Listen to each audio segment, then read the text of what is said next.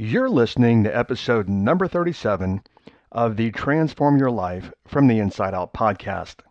In this episode, I'm going to talk about something that will resonate with many of you, and that is control and the illusion of control. Now, this is a massive, and I do mean massive, limitation for a lot of people. And even if you think that you're not a control freak, you may want to listen to this episode. Keep listening. Hi, I'm Jim Fortin, and you're about to start transforming your life from the inside out with this podcast. I'm widely considered the leader in subconscious transformation, and I've coached super achievers all around the world for over 25 years. Here, you're going to find no rah-rah motivation and no hype, because this podcast is a combination of brain science, transformational psychology, and ancient wisdom all rolled into one to take your life to levels you've never thought possible. If you're wanting a lot more in life, to feel better, to heal, to have peace of mind, to feel powerful and alive, and to bring more abundance and prosperity into your life, then this podcast is for you, because you're going to start learning how to master your mind and evolve your consciousness. And when you do that, anything you want then becomes possible for you. I'm glad you're here. Okay, the issue of control. Now, obviously, I don't know where you are in your own life. There are some of you that actually do not get into a lot of control. There are a lot of you that do get into control, and there are many of you that other people would call control freaks. Now, I don't know where you fit into this equation, but I tell you, this is a massive issue. It's one that I can relate to in a way. Not that I've tried to control other people. As a matter of fact, there are different kinds of control freaks. There are some people that actually try to control themselves and control everyone else. And then there are some people that actually, just try to control and manage their own behavior. I'm one of those people that, do what is ever good for you. I'm going to take care of me. And you know what? Hey, whatever you're going to do, you're going to do. And, I've recognized many, many years ago that I do not have the power to control other people. Now, where do you fit in with that? I mean, are you one of those people that have to control and you try to control every circumstance, every person, every situation? If you're that person, I'm going to tell you, and actually I don't have to tell you because you already know it, but that is an exhausting, and I do mean an exhausting place to work from. When it comes to control, a definition is the power to influence or direct people's behavior or the course of events. And that also is something that a lot of people wrestle with, is trying to control what's going to happen tomorrow and what's going to happen in their launch and at work and with their boss and with their kids. And I see a lot of people, especially trying to control their kids. And as your kids get older, for the most part, the more you try to control them, the more they're going to rebel. In my programs, I see a lot of this. I see people trying to control everything around them. And as I said just a bit ago, it's very, very exhausting. And of course, I don't mean physically, but look how much mental energy. Consider that for a moment. If you are, and I'm just using the word colloquially, but a control freak, if you are that, think about how much energy that you drain trying to control people and things around you. So this is what I want you to, to understand. Despite what you think, no one is in control of anything. To be candid with you, it's about midnight tonight, and I've been traveling. I've been gone for 10 days. I've been at my house in Sedona, Arizona, and I'm back at my house in Dallas. And what's interesting is so many people will say to other people when they're going to fly somewhere, they will say, have a safe flight. Now, I think that's more of a well-wish than anything else. But you know what? The second, well, first off, even driving to the airport, you have no control over what other people are going to do in traffic. But consider that. People will say, have a safe flight. You know what? You have no control. I mean, none. Once you step in that airplane and they shut the door and that plane takes off, you have zero control over what's going to happen when that plane takes off and when it lands. Yet, notice that. You have no control of almost anything, and that's a great example. Yet many of you are trying to control everything around you. Now, why do you do this? I'm speculating, and of course, you can talk to all the psychologists and adolescent psychologists and behavioralists and everything else. But if you just look at human nature, many times people get into control issues because when they're very young, they don't have control. And, I see that in my own life is that my parents, they lived under the illusion that they could control the kids. And let me give you a great example here is that my parents actually thrived on hearing, and this was back, I'm 54, and this was back in the early 70s and mid 70s. My parents loved to hear from other people, and especially when they would take us out to dinner. My parents loved to hear, my, what well-behaved kids that you have. And many places that my parents would go, and they would take us as kids, they would hear that over and over. And I even remember hearing that as a kid. And the interesting thing as I look back is they probably went to the same places over and over again when they took us out, to dinner, because they would hear that from those people about how well behaved that we were as kids. And when I look back, and I'm sure this applies to a lot of you, and especially back from the 70s, my parents were very strict disciplinarians.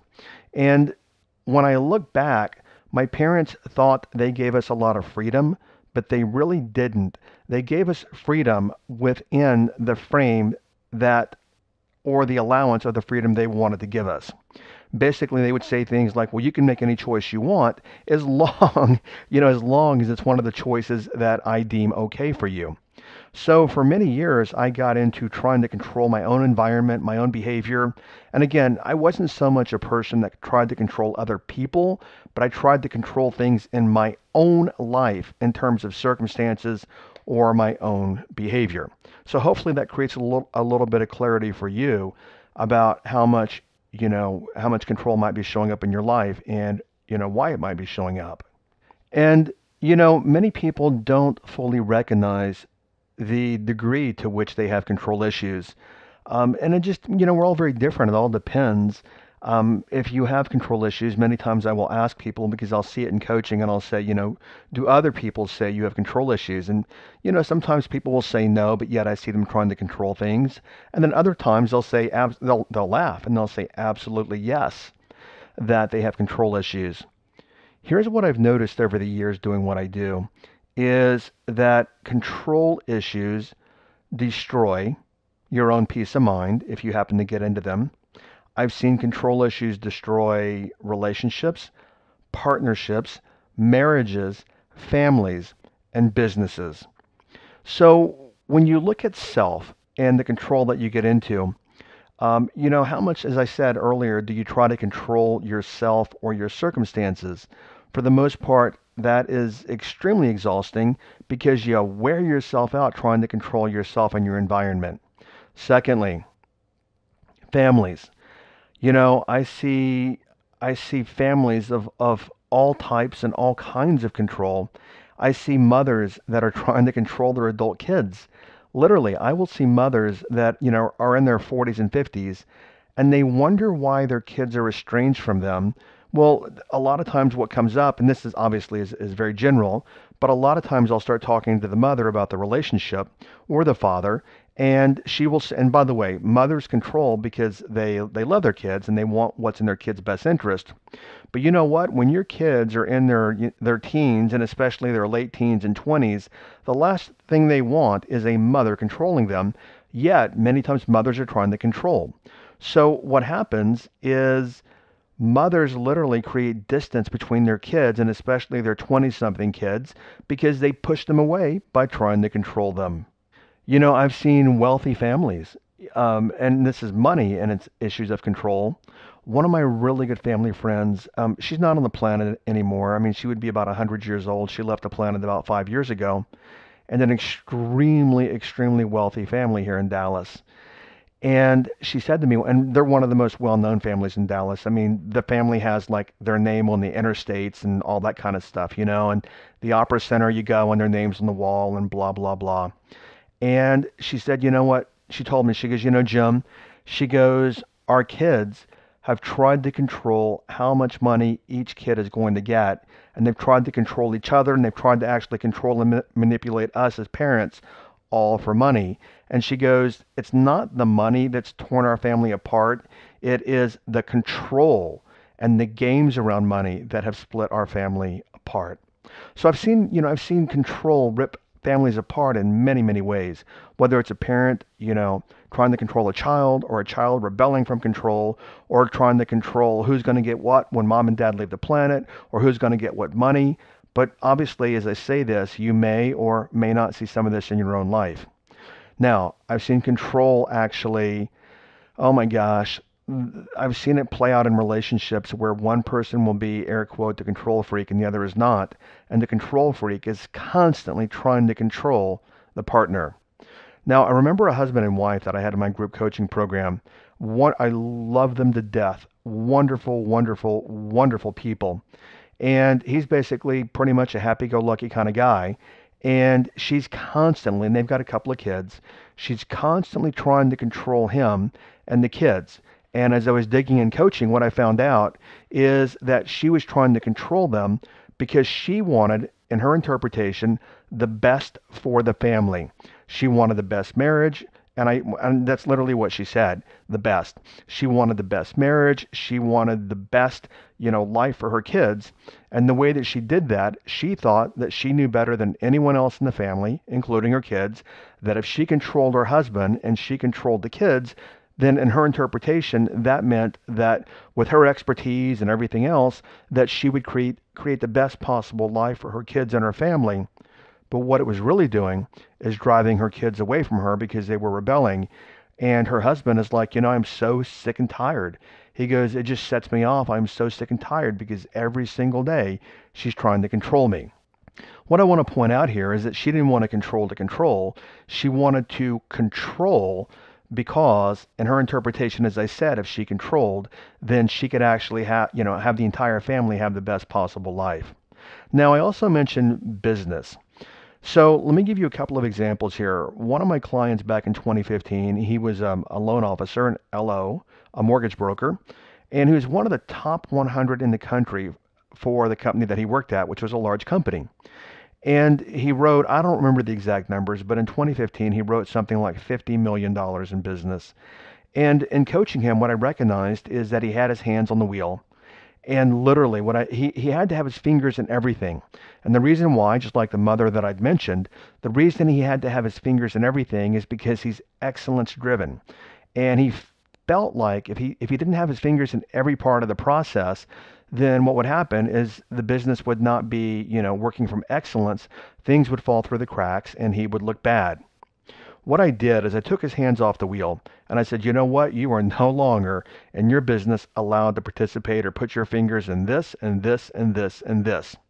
Well, the very next year, his volume went from 50 million to 75 million. The next year, it went from 75 to 150 million. And the next year, actually, he became very creative. He merged with several other LOs. He started his own office. And last year, his company wrote, if I got my numbers right, 15, 16, 17, 18, and not, yeah, okay, so the numbers work.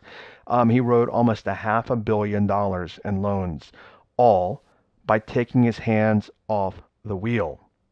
Another client of mine, same thing. He's an internet marketer, an entrepreneur, an online marketer. When I met him, he was doing $3 million a year, and he hired me for one-to-one coaching. And I'm not promoting myself. I'm just sharing with you the power of taking your hands off the wheel. There are so many of us that think, well, you know what? Nobody in my business or my department or my company or even my family can do it as well as I can, so let me control it. So I took his hands off the wheel. I've been coaching him I coached him, this was a couple of years ago. We're friends now. But the very next year, his business volume, his revenue went from 3 million to 6 million. Now this year, he's gone from 6 million to 10 million, all by taking his hands off the wheel. Not only that, he had 14 employees at the time when I met him, and he really wasn't actually developing the human capital because he was actually had his fingers in everything as well, and he thought no one could do it as well as he could. And these people were on payroll, they're on salary, and he was letting them do it, but he had his fingers in everything. And obviously, he went from 3 to 6 to 10 in a matter of a couple of years by taking his hands off the wheel. Another one of my clients, very good friend of mine. I've known him for a lot of years. I've mentored him for a lot of years, and I've also personally coached him and professionally coached him. His company will do, I think he said, right at $80 million this year. And I asked him what he had learned over the years, and this is what he said. So any of you that are entrepreneurs, this may be very valuable to you. He said, I've learned that when an employee can do something 70% as well as I can, it's time to turn it over and to take my hands off the wheel and let them do their job. And obviously that's, well, not obviously, but that's what I call the 70% rule, is when somebody can do it 70% as well as you, let them do it. Because see, what's also going to happen, you might be thinking, well, Jim, I am excellence driven. 70% is not excellence. What I have observed over the years is when they're 70% as good as you at something, you take your hands off the wheel. Now you're giving them the opportunity to grow into excellence in that position with your mentorship. But you know what? If they are, metaphorically, if you're always driving, you've got 100% of your hands on the wheel, they're in the passenger seat and they're navigating at 70%, they never learn to drive. You take your hands off the wheel, you put their hands on the wheel, and they become much better drivers. Okay, just a reminder here. I've said it a couple of times. I don't know what time in the afternoon it's going to be, but mark your calendar for September the 4th because I'm going to be doing a no charge live training. And basically, the whole thing is going to be around things you learned in the podcast, but even more. And it's going to be a live transformation training session. So, again, mark your calendar for September the 4th that afternoon, and we will announce the dates a little bit later. Okay, so a couple of other areas here where you may get into control and some things to look at. Now, how many of you have actually ever engaged in an argument on Facebook with anyone? Or let me back up even further here. How many of you argue with people? Now, you've heard me say pretty much in every other podcast that my brother-in-law is a shaman and he's been my mentor for 20 something years now. And a couple of years ago, he was talking to me, and he said something that was just, it really, really was captivating, and it caught me when he said it.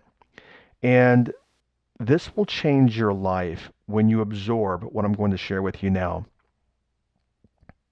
So Facebook, look at all the arguments that people get into they get into when they're on Facebook about politics or Trump or Clinton or whoever. I saw this cartoon one time. And this woman, you can't see her in the cartoon, but she's off in the background, obviously the little thought bubble. And she's talking to her husband, and she goes, "Come to bed." And he's like, "No, no." He goes, "I'm talking to somebody on the internet because they're wrong." And I started laughing because so many people do that. They're fighting with strangers on the internet. But here's the point. And when you absorb this, when you come to know this, it makes your life so much easier. But this is what my brother-in-law taught me, is that arguing, not communicating like a partner, husband and wife or whatever, there's a difference between communicating and arguing. And what he taught me is this: arguing is a control issue. Think about that. Arguing is a control issue. And when you argue with someone, not communicate and not civil dialogue, but when you're arguing for one reason only. You're trying to control them, you're trying to control the conversation, and specifically, you want to be right. So let me ask you, how much of your life do you think that you have control of? Take a second there. Consider that. What's the number? Do you think that you've got like 50% control, 80% control, 95% control? Well, what's the number? All right. According to research done at the Max Planck Institute in Leipzig, Germany, which is one of the foremost research institutes in the world, they have 43, several years ago when I found this research, they had 43 Nobel Prize winning scientists contributing, like I said, it's late, I'm tripping over my words. Let me say that again. They have 43 Nobel Prize winning scientists contributing research and content. Whew, there we go, I got it out. All right, what they discovered was just insane, and I'm just using that word colloquially to the way that most of us think. I won't go into it now because obviously it's at, after midnight and I'm doing this and it's been a long day of travel. And I'm sure I'm going to talk about this with another podcast episode on control. But what they discovered is that even though that you think you make your decisions, you don't. Your brain makes them for you. And even while you think you're analytically deciding between A and B, I'm going to take option A or I'm going to take option B. What they discovered by watching blood flow in the brain is that even though you analytically think you're deciding, you are not.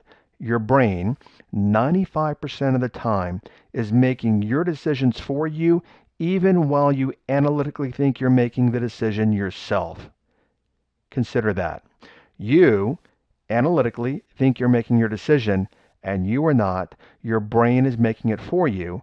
And I'll just tell you here a little piece here. The reason they know that is by watching blood flow in the brain, they can predict with great accuracy which decision you're going to make a full 7 seconds, even while in those 7 seconds you think you're thinking about the decision you're going to make. So that being said, if you think you're in control of even your choices, science demonstrates differently. So, I am going to create another episode on this, sometime in the next couple of months, but I wanted to start you thinking about control. And I'm going to dig in a lot deeper on the other episodes, but you don't have control over anything. You have choices. Now, somebody might want to argue and say, well, you know what? I can control my thinking. In another podcast, I'm going to demonstrate you cannot control your thinking. You can choose your thinking, but you cannot control your thinking. So, a big takeaway here, one of the major takeaways, this will make your life so much easier, is that arguing is basically a control issue. And when you're arguing, as I said earlier, you're wanting to control some conversation or someone or something.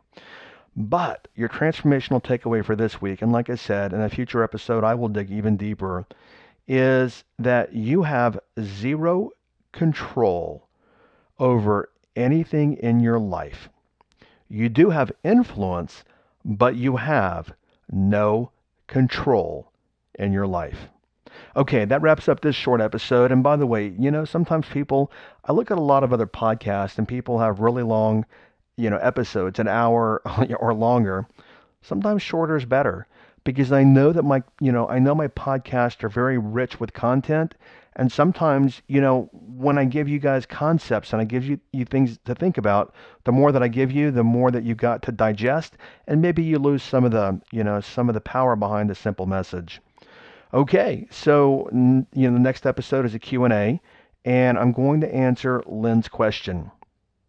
Now, let me preface this. Lynn's question is, how does karma play out in our lives?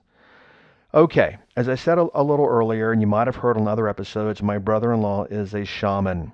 Now, let me dig a little deeper here, is that there are people that practice shamanism. It's not a religion. It's the oldest form of thought on the planet. People will call themselves shamans, and they're not shamans.